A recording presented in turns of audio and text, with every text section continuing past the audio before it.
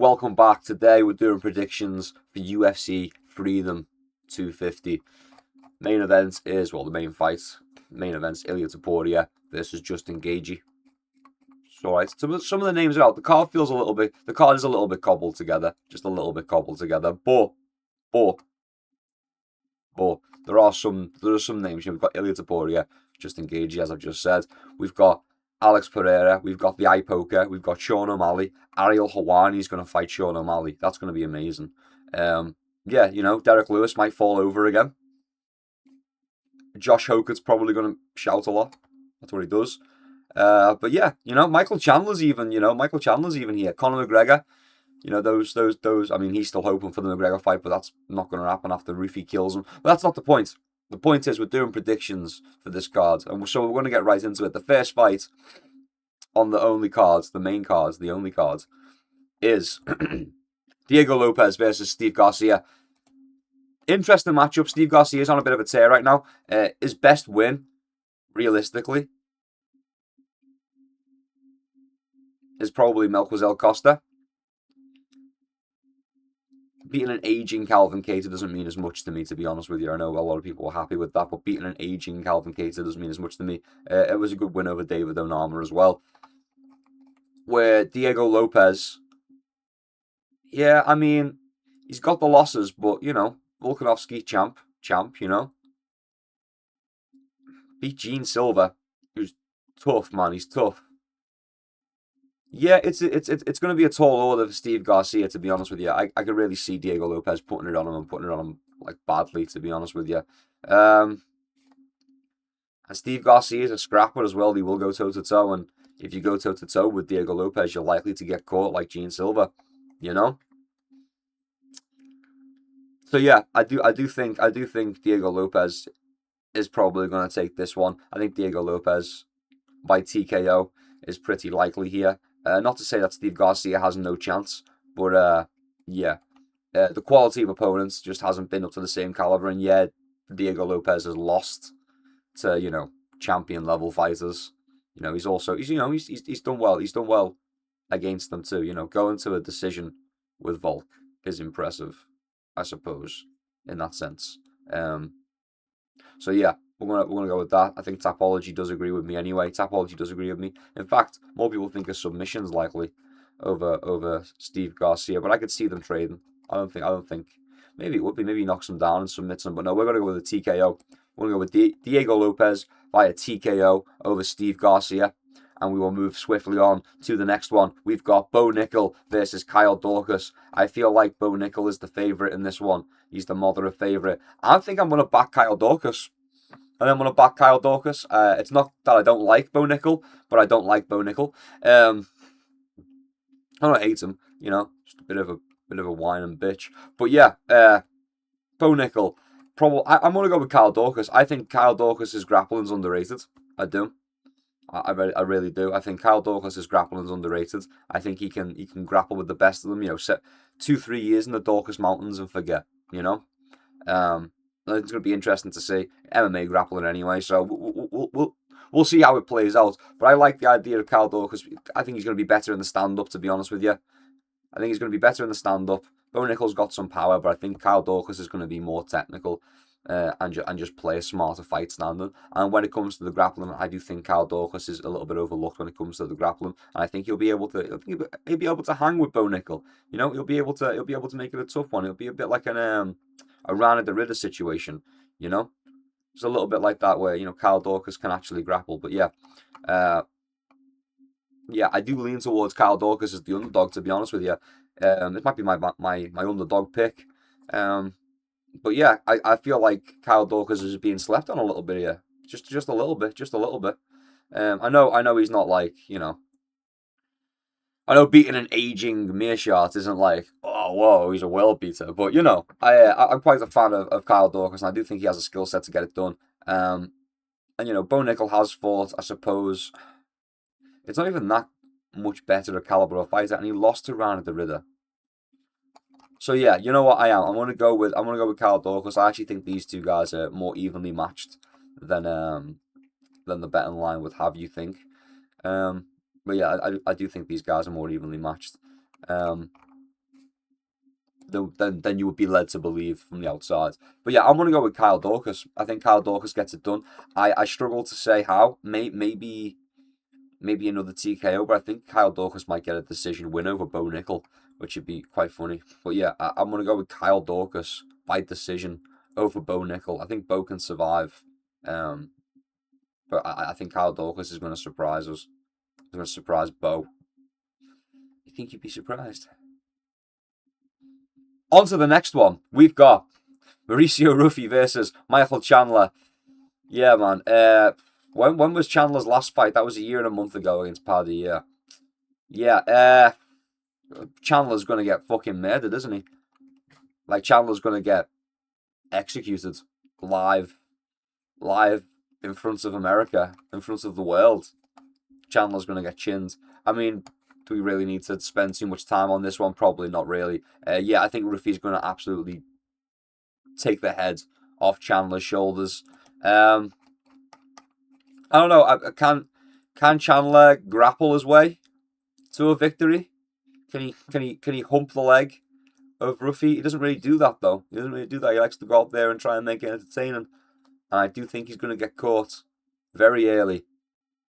Shaking the table. My apologies. I do think he's going to get caught very early, very early. Yeah, you know what? I'm going to go with Ruffi.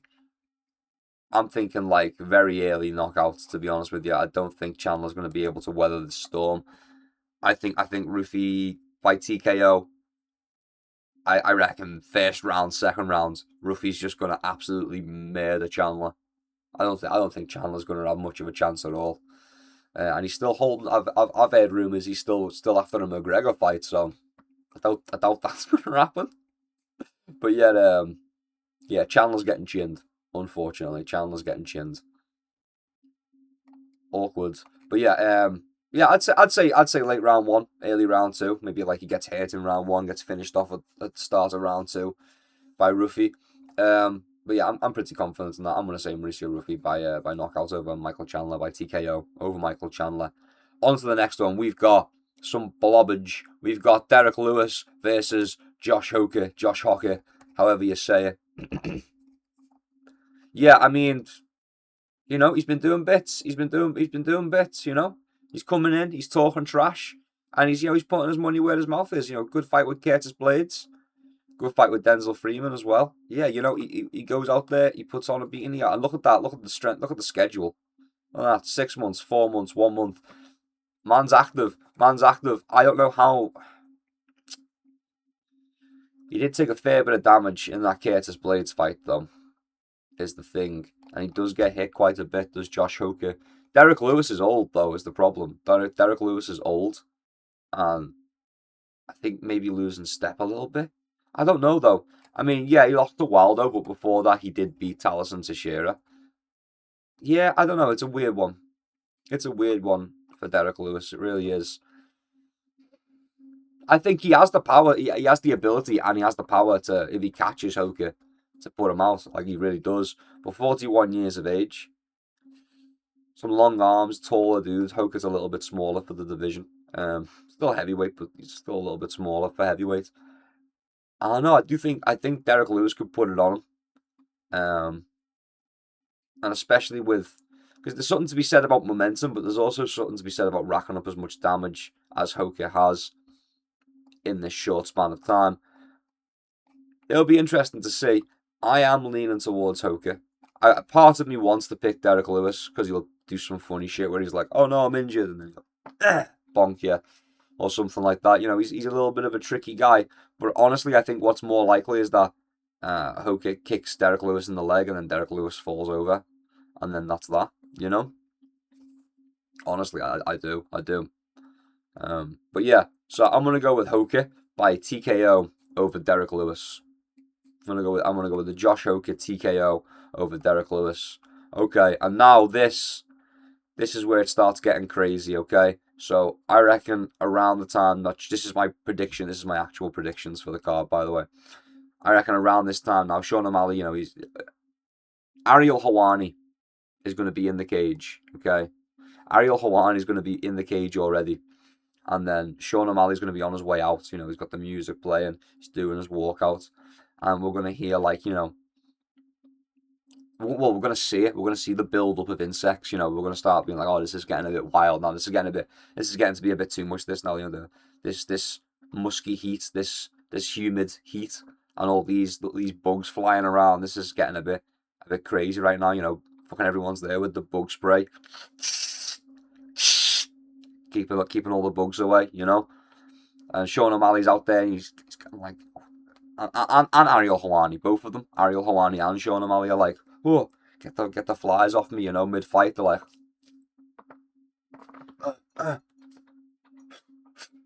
you know what I mean? It's gonna be some wild shit like that. It's gonna be wild shit like that. But despite all of the insects getting in, you know, getting in there and making it a mess, I do think that Sean O'Malley probably beats Ayman Zahabi, Ariel Helwani's clone. Ariel Helwani in disguise. But yeah, I lean towards Sean O'Malley. I actually think it's going to be a decision. I think Ayman Zahabi's probably tough enough to actually hang in there and get to a decision against Sean O'Malley, who does seem to be losing step a little bit recently. You know, I think he should have been able to finish, you know, Song Yudong. I think that's a fight that Sean O'Malley should have been able to finish, really. And I feel like I'm saying that more and more. Should have been able to finish Marlon Vera, really. And yeah, it's a bit of a strange one, but yeah, that's just how it be. So yeah, so I'm gonna go with Sean O'Malley to win a decision over Ayman Zahabi. I think Ayman Zahabi, you know, is someone who should be getting finished by Sean O'Malley. But you know, like I say, Sean's lost a bit of step recently. Maybe he can recapture it. Hopefully, he can recapture it. I quite like Sean O'Malley. He's won me over, if you will. But yeah, tough to see. But yeah, I think Sean O'Malley probably gets it done by a decision. I think he's struggling to find finishes these days. So I'm going to pick a decision. I'm going to pick Sean O'Malley to win by a decision over Ariel Helwani. Ayman Zahabi.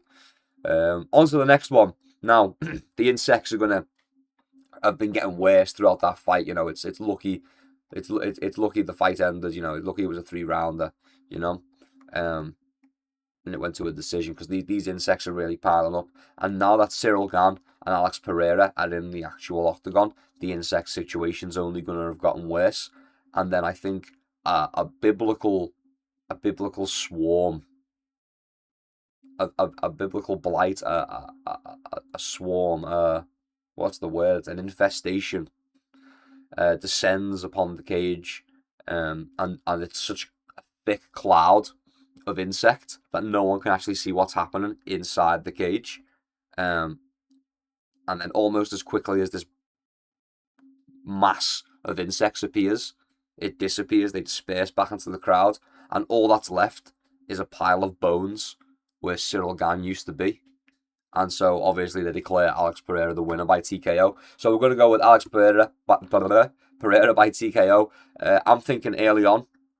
I'm thinking a round 2 knockout. I'm thinking a round 2 TKO for Alex Pereira. I think he really puts it on Cyril. I think Cyril's moving a lot in the first round, and then as the insects eat away at him, and there becomes nothing left of him, yeah, I think Pereira just wins because the insects eat Cyril. No, I think Pereira puts it on. I think Pereira chins him in round 2. I think Cyril's going to be nice and floaty, and it's going to take at least a round for Pereira to kind of track that movement.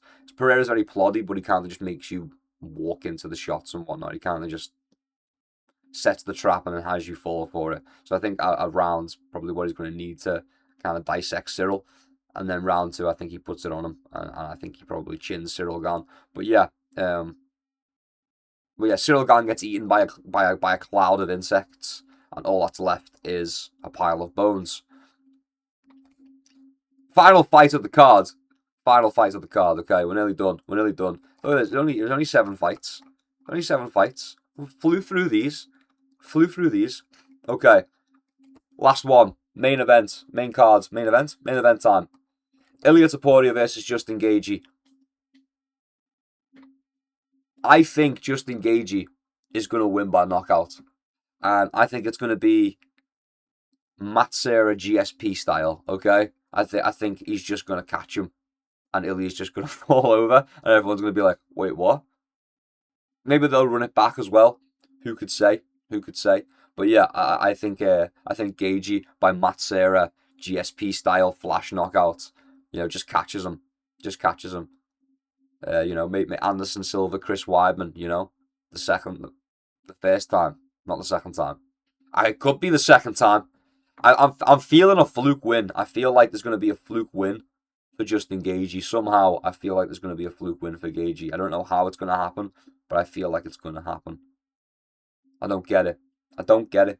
I've just got this weird feeling that Gaethje's going to just chin Ilya somehow, like really early on, and it's going to be like a very anticlimactic and definitely a fluke. But I've got this weird feeling, man. I've got this weird feeling. Maybe maybe it's been rigged. Maybe someone shoots Ilya with a tranquilizer. This is to give Gaethje the best shot possible. They drug his water. I don't know. It's a tough one. It is a tough one. He got chinned by Holloway though, innit? So yeah, you know what? For the actual prediction, we're probably gonna have to go with Ilya Topuria by knockout, and probably a fairly quick one.